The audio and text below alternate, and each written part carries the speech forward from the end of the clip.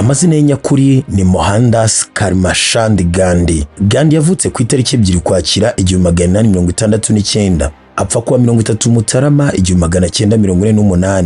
Yigaga amategeko i Londres. Gandhi yahuye n'abari mu muryango we akurikirana iby'iyobokamana byamushishikaje kureba yitonze inyandiko z'abahindu, cyane cyane iyitwa Bhagavad Gita. Nyuma yavuze ko izi nyandiko za kera z'abahinde zamuzamuriye ituze mu mutima. Ukundi idini ry'abahindu byariyongereye kuri we, ariko anasesengura ibyerekeranye n'andi madini, ashishikazwa cyane n'ibwiriza rya Yesu ku musozi. Ibyo rero byatumye agarukira amahame ya kera y'idini ry'abahindu yamenye akiri muto, harimo kutarya inyama, kutanywa inzoga no kudakora imibonano mpuzabitsina. Yaje rero kwiyemeza kubaho nta mugore nyuma yo kubyara abana 4, wa gatanu agapfa akivuka, kandi atangira no kwambara icyo yitaga ikanzu ye y'ikiriyo ifite ibara ry'umweru. Nyuma yo kurangiza amasomo ye, Gandhi yagarutse mu Buhinde kugira ngo atangire akazi nk'umunyamategeko. Yatsinzwe urubanza rwe rwa mbere kandi anasorwa mu biro by'umutegetsi w'Umwongereza.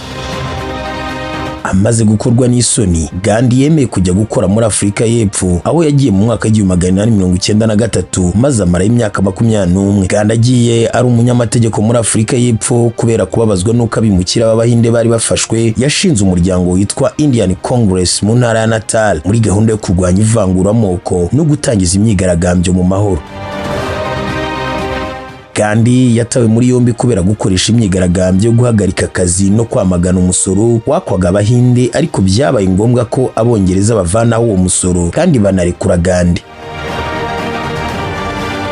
Inkuru y'intsinzi ya Gandhi yavuzwe cyane mu Bwongereza, maze Gandhi atangira kumenyekana mu mahanga. Mu gihe cy'intambara y'isi yose, ubwo yagabanyaga ubushobozi bw'Ubwongereza mu bihugu byari mu ngoma ngari yabwo, icyo Gandhi yari yaraharaniye yakigezeho.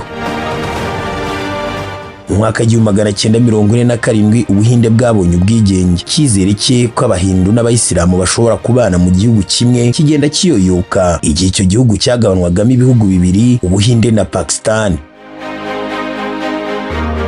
Uko gucikamo igihugu mu ibice bibiri byatumye harushaho kuba ibikorwa by'urugomo. Gandhi yasubiye i Delhi kugira ngo arinde Abayisilamu bari barahisemo kuguma mu Buhinde, maze atangira kwiyicisha inzara mu guharanira uburenganzira bw'Abayisilamu. Mu gihe kiri munsi y'amezi 6 igihugu kibonye ubwigenge, Gandhi yari mu nzira agiye mu nama y'amasengesho muri uwo mujyi, araswa n'umusore w'Umuhindu. Uwo musore ngo yari arakajwe no kubona Gandhi yari yaroroheye Abayisilamu na Pakistan. Abantu hirya no hino ku isi batahirije umugozi umwe mu kunamira umugabo wari ikimenyetso cy'amahoro, utarabashije gukabya inzozi ze zo kubona Ubuhinde butuwe n'abaturage badatandukanijwe n'amadini, amoko, ibyiciro by'ubukire bwabo. Nk'ubu afatwa nk'umugabo w'impirimbanyi y'ubwigenge bw'igihugu cye cy'Ubuhinde binyuze mu kwicisha bugufi ndetse n'umuhate yagiraga. Isi yose ubimufata nk'umwe mu ntwari zabayeho.